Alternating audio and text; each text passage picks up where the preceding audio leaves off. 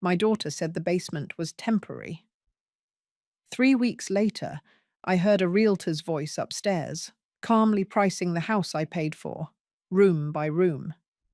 I was still below ground when I realized they hadn't just moved me. They'd already moved on. Before I go on, let me slow this down for a moment. If you're listening quietly, maybe later than you planned, you're in the right place. Some stories don't unfold all at once. They ask you to notice the spaces between words and stay. Just stay with me a little longer. I used to wake before the house did, not because I had to, because my body remembered how. My knees complained first. My hands followed, stiff until the kettle warmed them. I liked that sound, the click when it shut off. It meant the day had started gently. The mornings in that house were quiet, too quiet, in a way I couldn't name then. No old boards creaking, no hallway sounds drifting toward me. Just smooth floors and glass that reflected my face back, unfamiliar. I kept my routines anyway, folded my robe the same way each day, set my pills beside the sink in a neat row, watered the rosemary on the patio, even though it never quite took to the place. Hannah said the light was better there, said it would be good for me. I believed her. Or maybe I needed to. I moved in 6 months after Richard passed. I still said his name under my breath sometimes, like he might answer from the next room. The house we'd lived in for 40 years felt too large without him, too full of pauses. When Hannah and Eric suggested we sell it, they were careful with their words. Gentle, slow, as if grief had made me fragile glass. Just a fresh start, Hannah said. Her hand rested on mine, warm and certain. I sold that house in early spring. Every dollar went into the new one. I told myself money was meant to support family, not sit untouched. They gave me the downstairs bedroom, wide doorway, no steps. A small door that opened toward the garden. I chose the curtains myself, pale blue. Richard would have liked them. In the evenings, I'd sit there with my tea and listen. Hannah's footsteps above, Eric's voice drifting from the kitchen. Ordinary sounds, comforting ones. I learned the rhythm of their days. Hannah slept late. Eric rushed through mornings, always just behind schedule. On Tuesdays, the garbage truck rattled the driveway before sunrise. On Sundays, we ate together. Roast chicken, steamed vegetables, plates arranged neatly as Hannah preferred. Eric scrolled his phone between bites. They asked about my sleep, my doctor, whether the stairs ever bothered me. I answered carefully. Too much honesty makes people uneasy. There were small things I brushed aside. Mail already opened on the counter. Boxes in the garage that never moved. Conversations that paused when I entered a room. I told myself it was nothing. Young couples need space. Older women should know when to step back. Once, while folding laundry, I found one of Hannah's receipts. A designer label. A number that tightened something in my chest. I put it back where it belonged. Not my place to question. At night, I locked my door out of habit. Not fear, just comfort. Sometimes I lay awake listening to the house settle. The hum of appliances, the faint echo of laughter upstairs. I missed my old home then. The crooked hallway mirror, the oak tree in the yard, but I told myself this was the cost of staying close to family, of not becoming invisible. That's what I believed. That this careful balance would hold. I didn't know how thin it already was, how quietly it could crack. And I didn't know how thin it already was, how quietly it could crack. And I didn't know that the room I slept in, the one they said was mine, was already being measured in someone else's plans. It didn't begin with shouting. There were no slammed doors or sharp words. It arrived in small adjustments. One morning, Hannah stood in my doorway fully dressed, keys in hand. "We're going to need the downstairs room," See, Vidra, she said. Not a question. An update. I waited for the rest. She filled the silence herself. Just for a while, she added. If the baby comes. Eric stood behind her, half in the hall, eyes fixed on his phone. He never looked up. I nodded once, folded my blanket, carried my things down to the basement room they'd cleared overnight. Fresh paint, something damp beneath it, a narrow window near the ceiling. They'd left the light on for me. A few days later, I noticed the mail, already opened, stacked neatly on the counter. Bills I didn't recognize, statements with amounts that felt unfamiliar. When I asked, Hannah smiled without turning around. I'm just helping you stay organized. She slid one envelope back into a folder. Didn't offer it to me. That same week, I heard Eric outside on the phone. The driveway window was cracked open. I caught words as they drifted in. Equity. My address, spoken clearly, carefully. I stayed where I was until the call ended. That night, I checked the filing cabinet I kept locked. The envelope inside felt thinner, not empty, just handled. I didn't mention it. The next piece came by accident.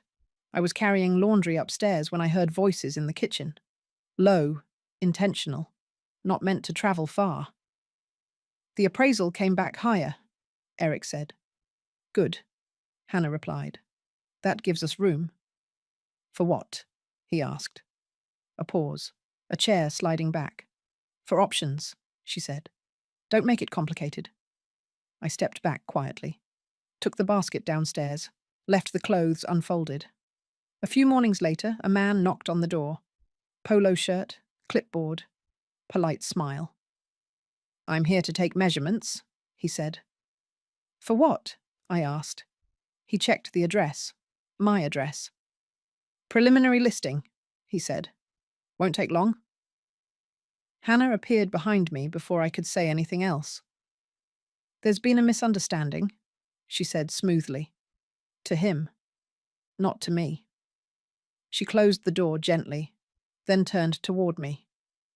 We're just exploring possibilities, she said. As a family. That afternoon, my bank called. They asked me to confirm an authorization, a line of credit, my name, my signature, scanned and attached. I told them I hadn't signed anything.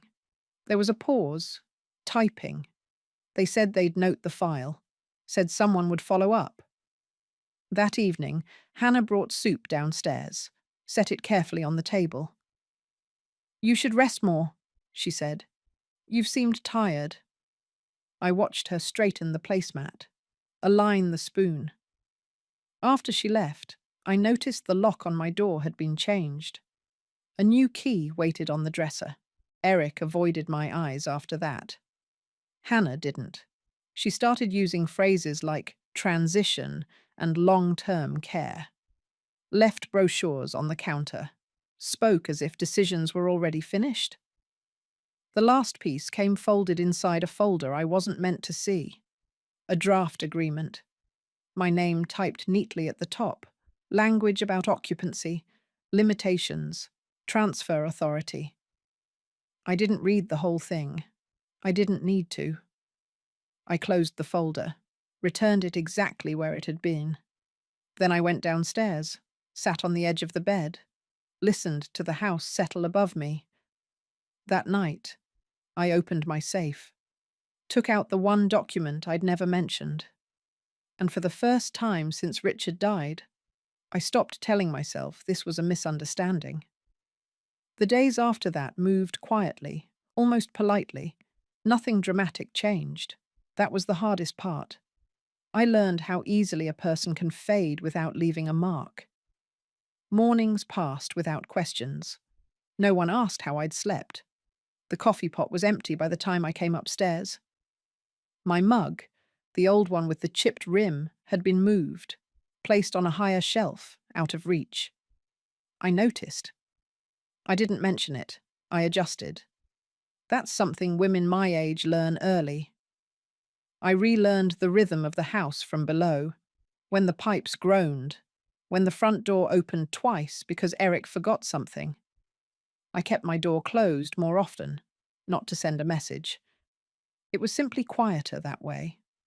Some afternoons, I sat on the edge of the bed and smoothed the blanket. Same motion, again and again. It gave my hands something to do while time passed. I stopped bringing things upstairs. No books, no mail. Anything left in common space seemed to disappear. Once I overheard Hannah on a video call. Her voice was light, almost cheerful. "Yes, we're managing it," she said. "No, she doesn't really need much." She laughed softly at something I couldn't hear. I waited for my name. It never came. At night, sleep arrived in fragments. I woke and listened for footsteps that didn't come. From the basement, sound felt farther away, like it had to travel before it mattered. I thought about Richard then, how he used to leave a lamp on for me when he worked late. How he noticed small things, a drawer left open, a sigh I hadn't meant to make. Here, nothing was noticed unless it needed correcting. Meals became separate without discussion. Trays upstairs, leftovers downstairs. I ate slowly, not from hunger, from a need to stretch the minutes. Some evenings, I stood by the small window and watched shadows cross the lawn. The rosemary plant was gone, replaced with something decorative, easy. I wondered when that decision had been made, and how many others I'd missed. Once, I tried to speak. Just one sentence. "I'd like to go through my papers," I said at the kitchen counter. Hannah didn't look up. "Later," she said. "We're busy." Later never came. I began to doubt the shape of my own needs, what was reasonable, what would be considered inconvenient. The brochures multiplied. Care plans, storage solutions, words like simplifying and streamlining. I folded one and placed it neatly in a drawer. Not refusal, just containment. Eric apologized often, never long, never specific. "Sorry, things are hectic. Sorry, I forgot." His voice carried guilt, not resistance. That difference stayed with me. One afternoon, I sat on the basement steps and listened to them argue upstairs. Not about me, about timing, money, pressure. My name came up once. "She'll adjust," Hannah said. That was all. I didn't cry then. I felt something heavier settle instead. A quiet recognition. I was no longer part of the future they were planning, only something to manage in the meantime. That night, I lay awake, counting breaths. In, out, in, out. I thought about the document in the safe, the one I hadn't touched yet. I didn't open it, not yet. But my thinking changed, not emotionally, carefully. Because being overlooked has one advantage. No one notices when you begin to prepare. And somewhere between midnight and morning, as the house rested above me, I understood that silence could be shaped, not into anger, into leverage. I didn't challenge anything. I didn't ask for explanations or apologies. I let the days move forward as they already were. That, I learned, was permission enough. I stayed predictable, woke early, kept my door closed, answered questions briefly when they were asked at all. If Hannah took my quiet for acceptance, she never said it out loud. But her confidence grew. I could see it in the way papers were left out longer, in how conversations continued even when I passed by. People relax when they believe you've stopped resisting. I began to notice more, not by searching, by simply being present. The printer ran late some nights. The shredder hummed longer than it needed to. Eric paced the driveway with his phone pressed tight to his ear. I didn't react, just nodded when spoken to, kept my tone even. Forgettable. Downstairs, I organized my things, not in a rush, not out of fear. I sorted old files into neat stacks, Medical records, correspondence, receipts, what I might need, what I wouldn't. The safe stayed closed for several days. I didn't force myself. When I finally opened it, I sat on the floor with my back against the bed. The document rested across my knees. I read it slowly this time, every line, every condition. I remembered the day Richard and I signed it, the lawyer's careful voice, the way Richard squeezed my hand once, firm and steady. Just in case, he'd said. At the time, I thought he was being overly cautious. Now, it felt like a kindness he'd sent ahead of me. I didn't copy the document, didn't photograph it, didn't move it. I simply understood it. Understanding changes how you stand in a room. After that, I allowed small things to happen. I didn't question the boxes in the garage, didn't ask why measurements were taken again, didn't comment when my name appeared on fewer utilities. I let Eric believe his apologies were enough. Let Hannah believe her control was complete. Control makes people louder. Confidence makes them careless. I watched. I noticed which papers Hannah carried upstairs and which she left behind, which drawers she locked, which she didn't. I kept it all in order in my mind. Not evidence. Not yet. Just sequence. One afternoon, Hannah asked if I was comfortable in the basement. Yes, I said, and meant something different than she heard. Another day, Eric asked if I needed help with anything. No, I said. That was also true. I wasn't planning revenge. That word feels too sharp, too loud. What I was doing felt quieter, like stepping back from a fast river and letting it show you its shape. I waited for the moment when patience turned into pressure, when urgency slipped into their decisions. It came gradually. Hannah rushed conversations now. Eric hesitated before agreeing. Pressure loosened seams. I came gradually. Hannah rushed conversations now. Eric hesitated before agreeing. Pressure loosened seams. I stayed steady. I didn't record conversations. Didn't hide cameras or set traps. I trusted paper. I trusted timing, because time reveals intention without asking questions. One evening, as I passed through the kitchen, a folder lay open on the counter.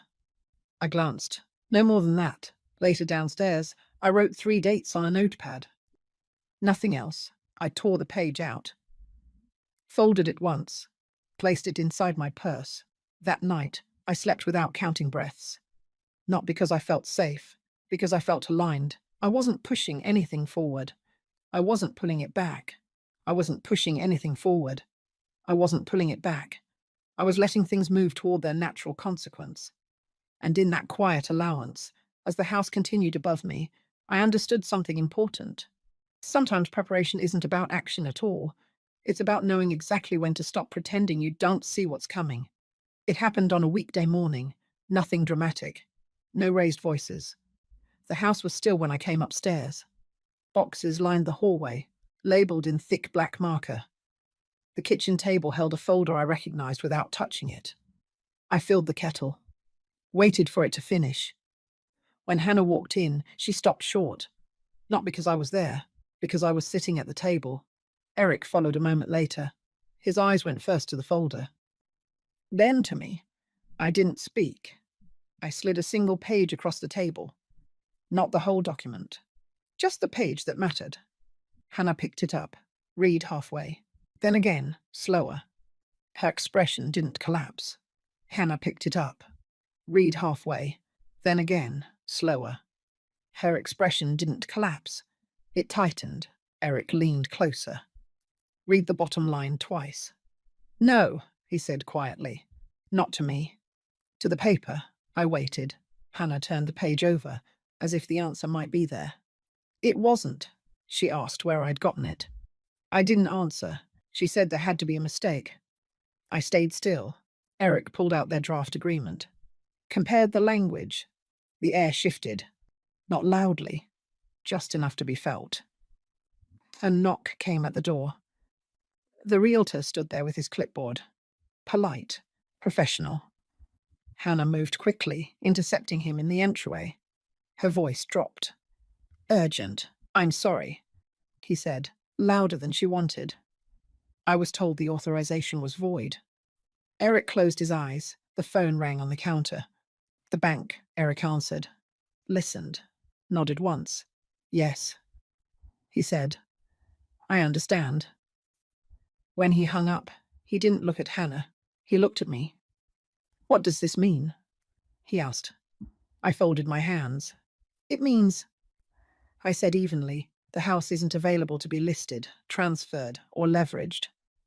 Silence settled. Hannah laughed once. Short. Unsteady. That's not fair, she said. I didn't respond. Short. Unsteady. That's not fair, she said. I didn't respond. She tried again, softer. We were just trying to manage things. Eric turned toward her fully now. You said it was handled. He said. You said she agreed. I stood, not abruptly. I didn't agree. I said. I allowed you to believe I had. That was all I explained. The realtor cleared his throat in the hallway. I'll come back another time, he said. No one stopped him. Hannah's phone buzzed. A message, then another. She glanced down. Swallowed. The momentum had shifted. She felt it before she named it. You can't do this, she said to me. You live here because of us. I met her eyes. I live here, I said, because I chose to. Eric stepped back from the table, ran a hand through his hair. He asked what I wanted. I shook my head. This isn't about what I want, I said. It isn't about what I want, I said. It's about what's permitted. He understood that. Finally, by afternoon, the boxes were being carried back into the garage. No instructions from me, just inevitability. Hannah packed that evening. Fast, careless. She didn't say goodbye. Eric stayed. Saturday at the table long after the light faded. He asked if I was taking the house back. I nodded once. He asked where that left him. I considered it. Not emotionally, practically. That depends, I said, on what you do next. He didn't answer. I went downstairs, closed my door. That night, I slept without counting breaths. The next morning, the basement light stayed off. An upstairs window was open. The house felt different. Not lighter, stayed off. Clearer. And as I poured my tea at the kitchen counter that had always been meant to be shared, I understood something quietly. Accountability doesn't need witnesses. It only needs the moment when the truth has nowhere left to go. When I look back now, the memory doesn't sting the way it once did. It feels settled. At the time, being moved to the basement felt like being misplaced. Not stored, exactly. Just set aside. What weighed on me wasn't the room itself, or the narrow window, or the cold floor in the mornings. It was the assumption beneath it all, that I would accept decisions made without my voice, that my silence meant consent. That kind of erasure happens quietly. It doesn't arrive with cruelty. It doesn't arrive with cruelty. It doesn't arrive with cruelty. It arrives wrapped in practicality. I see that more clearly now. I didn't respond with anger. I didn't defend myself with speeches or demands. I let the truth stand on its own, and in doing so, I learned something important about dignity. It isn't something you announce. It's something you refuse to surrender. What followed wasn't triumph. There was no rush of victory, no sense of having outplayed anyone. There was only space, space to move through the house without wondering if I was in the way, space to make tea in the morning and leave my mug where I pleased, space to breathe without measuring myself against someone else's plans. I thought often of Richard then, of how careful he was with promises, how he believed respect was a daily practice, not a single gesture. He would have understood the ending of this story, not as revenge, but as balance restored. Family can forget itself under pressure. Fear makes people justify things they would once condemn. And love, when mixed with convenience, can lose its shape, but clarity has a way of returning it. If there's a lesson here, it isn't about documents or property, it's about attention. Paying attention when your presence begins to feel optional, when your voice is acknowledged less and decisions speed up around you. Silence can be surrender, or it can be a boundary. The difference is intention. I didn't reclaim my place by forcing anything. I reclaimed it by standing still and letting the truth reach its natural end. And when I think back to that first morning, the one where I heard my home being priced without me, I don't feel bitterness. I feel gratitude, because that moment taught me something lasting. Respect, once taken for granted, can be restored. Not by demanding it, but by refusing to disappear. If you've stayed with me this far, thank you for listening with patience. Stories like this aren't meant to provoke anger, they're meant to invite recognition. Maybe you saw yourself in a quiet moment or felt the weight of a decision left unspoken. If you'd like, share what stayed with you most. And if these stories matter to you, you're always welcome to stay a little longer.